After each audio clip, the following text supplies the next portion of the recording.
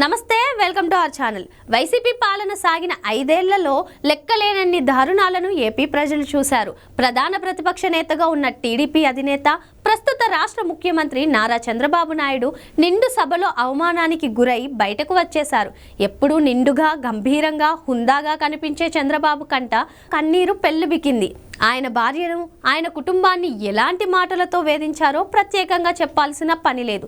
40 ఏళ్ల సుదీర్ఘ రాజకీయ జీవితంలో ఆయన చవి చూడని సంఘటనలని జగన్ రాక్షస టీం కళ్ళ ముందు నిలిపింది.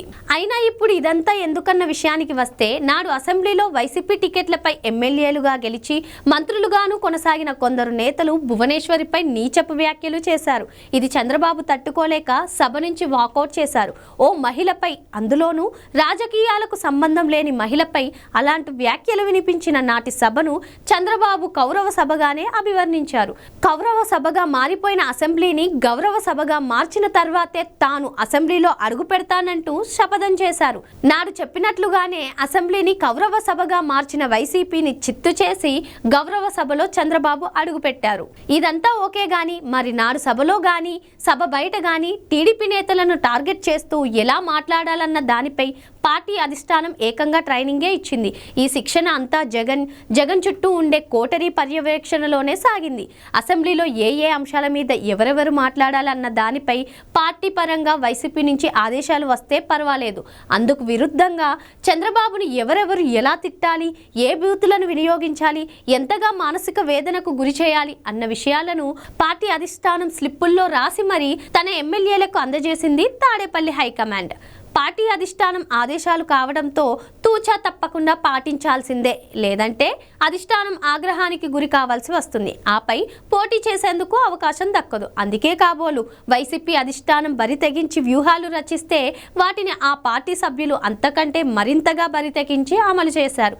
చంద్రబాబు లాంటి నేతలను ఏడిపించారు. ఇదేదో వైసీపీ అంటే గిట్టని పార్టీలో, ఆయా పార్టీలకు చెందిన నేతలో చెప్పిన మాటలు ఎంత మాత్రం కావు. స్వయాన వైసీపీలో ఏళ్ల తరబడి కొనసాగి ఆ పార్టీ అధికారం చెలాయించిన 5 ఏళ్ల కాలంలో నామినేటెడ్ పదవిని పొంది తాజాగా ఆ పార్టీ ఓటమి పాలై అన్ని వైపుల నుంచి విమర్శలు ఎదుర్కొంటున్న వేళ ఆ పార్టీని వీడి బీజేపీలో చేరిన కారుమూరి రవిచంద్రారెడ్డి ఈ మాటలన్నీ చెప్పారు.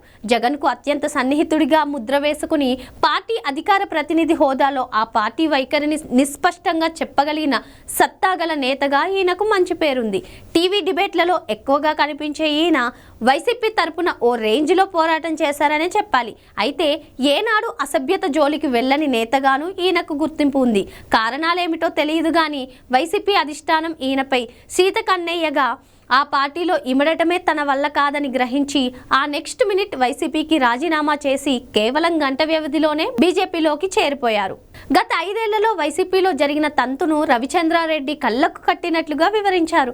ప్రెస్ మీట్లకు ఎవరు వెళ్లాలనే దానిని నిర్ణయించే పార్టీ అధిష్టానం ఆయా ప్రెస్ మీట్లలో నేతలు ఏమేం మాట్లాడాలన్న దానిపై స్పష్టంగా స్లిప్పులు రాసిచ్చేదని ఆయన తెలిపారు. అసెంబ్లీలో కూడా విపక్ష నేతలను ఎలా టార్గెట్ చేయాలి, వారిని ఏ రీతిన తిట్టాలి, ఈ క్రమంలో ఎలాంటి బూతులు వాడాలి అన్న విషయాలను కూడా అధిష్టానం స్లిప్పుల రూపంలో సూచనలు జారీ చేసిందని కూడా ఆయన సంచలన విషయాలను వెల్లడించారు.